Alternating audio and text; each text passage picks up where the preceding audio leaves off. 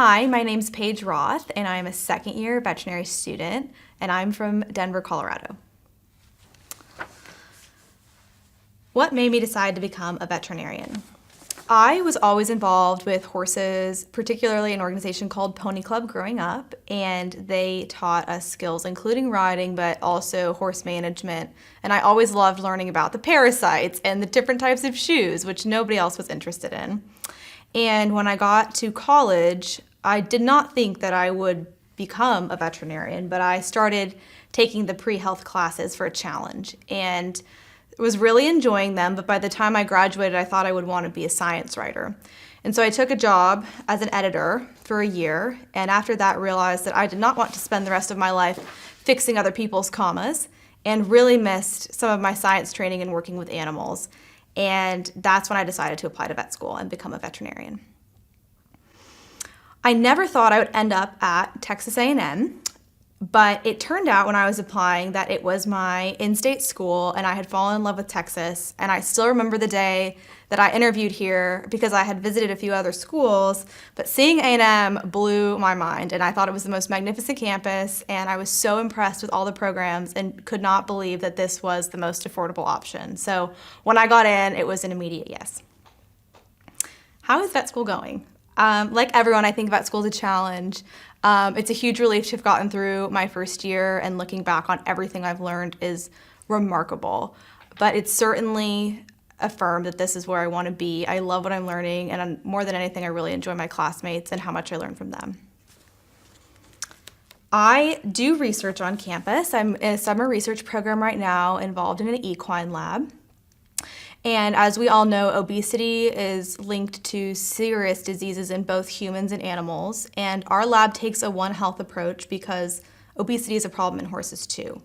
That obesity is linked to diseases like laminitis, and it is also linked to phenomenons like inflammation. And we are interested in how the gut microbiome, the bacteria in your gut, play a role in mediating obesity and inflammation, and we hope to one day help protect against and prevent diseases like laminitis and insulin dysregulation. Right now, I think I'd like to specialize in equine internal medicine. It changes a lot, but my summer research has certainly affirmed that I really love equine medicine, and I may pursue a career that also involves some research.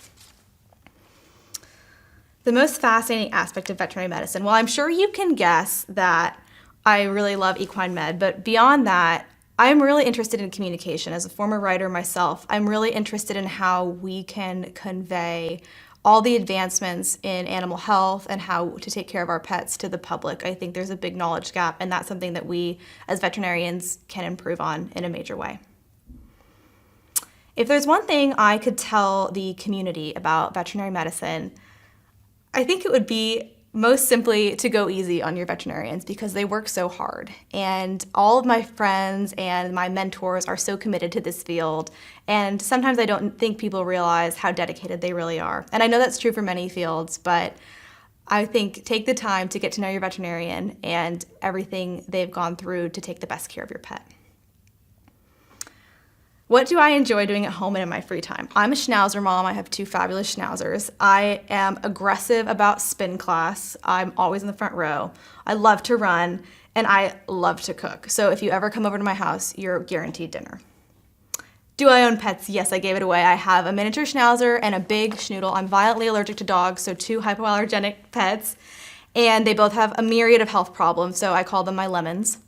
And at this time, I also lease a horse named Tori. He's a big warm blood, and he takes good care of me as this old lady gets over the jumps.